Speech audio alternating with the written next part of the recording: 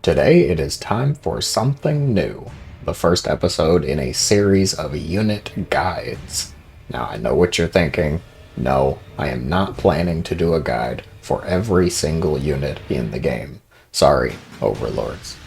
No, instead, some specific units have been nominated for guides based on a poll taken on Patreon. If you would like to participate in polls or have input in content-related decisions in the future, why don't you check out the page? Links in the description below. Now that dreadfully awful marketing is out of the way, the guide will be broken into two sections.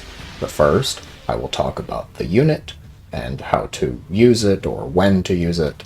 The second stage will be talking about how to counter that unit or deal with it, both generally and in a matchup-specific setting. The first unit on my list is the Queen.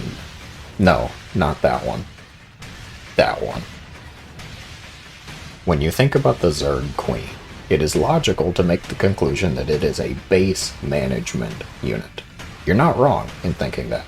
Queens, by kit design, are a utility spellcaster that should accompany your wriggly hatcheries and precious drones. Their primary value comes from two of their abilities, Inject Larva and Spawn Creep Tumor.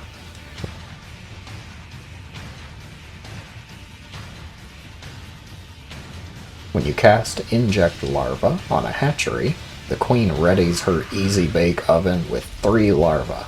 In 29 seconds, those larvae will hatch, and you have additional larvae to use for your unit production. Hatcheries do produce larvae on their own, up to a maximum of 3 larvae per hatchery.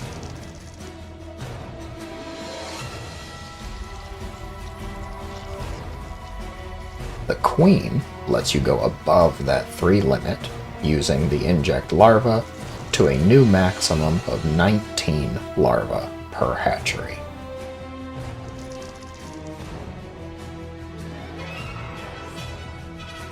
Spawn Creep Tumor is the other primary ability, and it does exactly what it sounds like.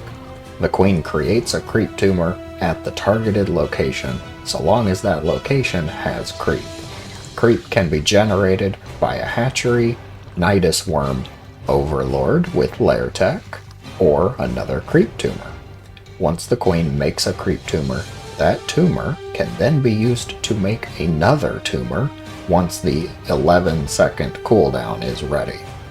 Creep tumors tend to be the best way to spread your creep, which you should do to expand your map vision and improve mobility for your units, because nothing is more sad than a Queen that is off creep.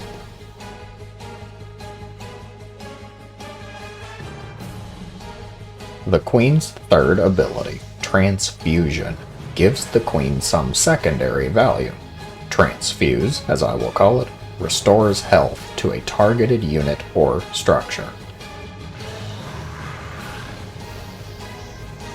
With enough energy, a group of Queens can be quite a fearsome defense thanks to that extra survivability.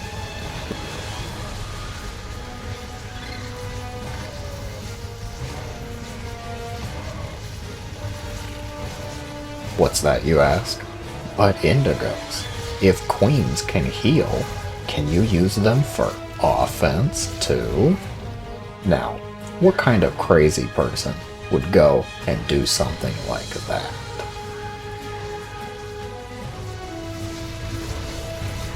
Yes, Queens can absolutely be used for offense too.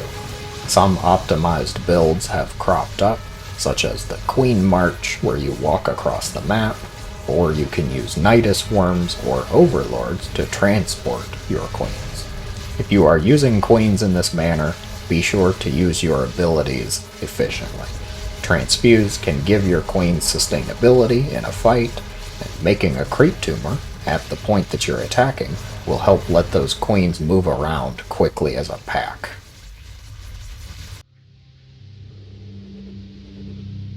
Now the discussion shifts to countering Queens.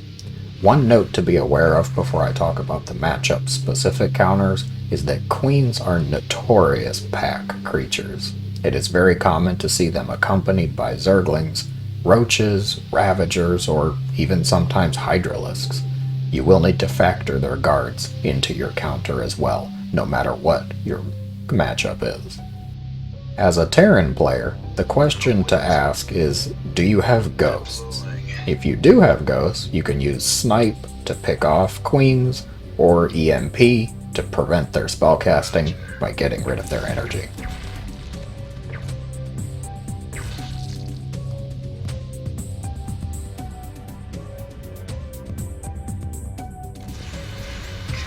If you do not have ghosts though, the only real choice you're left with is to try and out-damage them, out-DPS their healing.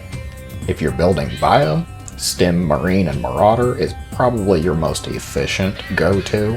Having siege tanks or widow mines, depending on what you're already building, can be helpful against the Queen's guards as well.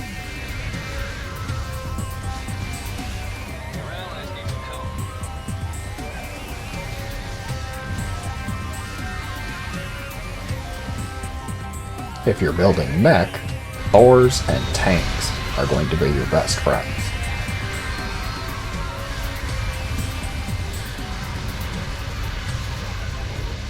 Honestly, Thors might be one of the very few units that can single-handedly disband a book club's worth of queens.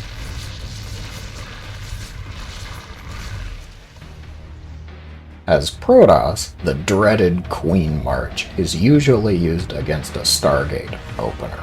In my experience, the best counter to that Queen March is to do a Robo switch. I personally like to open with 2 to 3 Void Rays and then switch into Robotech.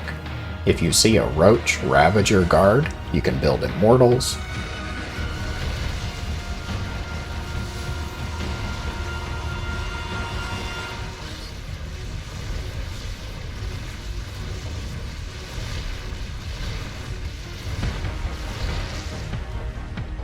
If you're worried about Zerglings or Hydralisks, then you can go for a quicker Colossus.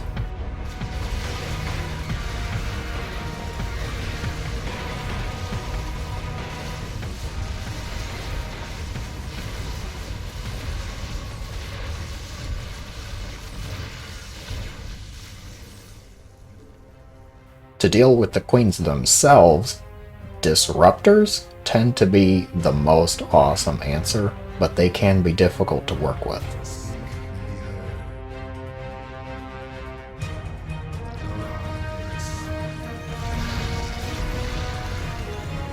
If disruptors are not feasible for you, then your goal is to survive long enough to incorporate Charge Zealots and High Templar into your army. You can use feedback from the Templar to whisk away the Queen's energy and let Archons loose.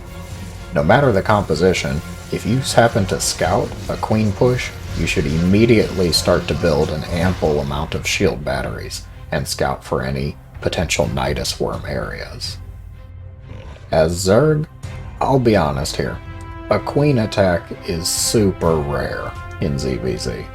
To put it simply, Zerg's mechanics kind of inherently counter Queens.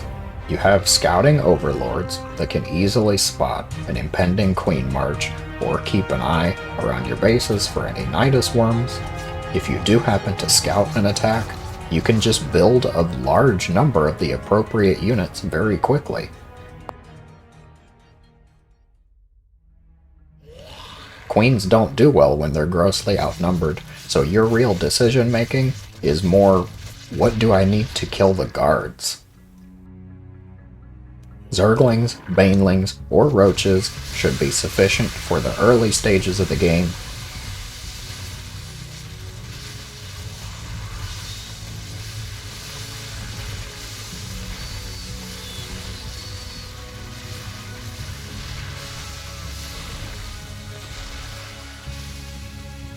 And if it happens to come later, Hydras and Lurkers will absolutely dominate.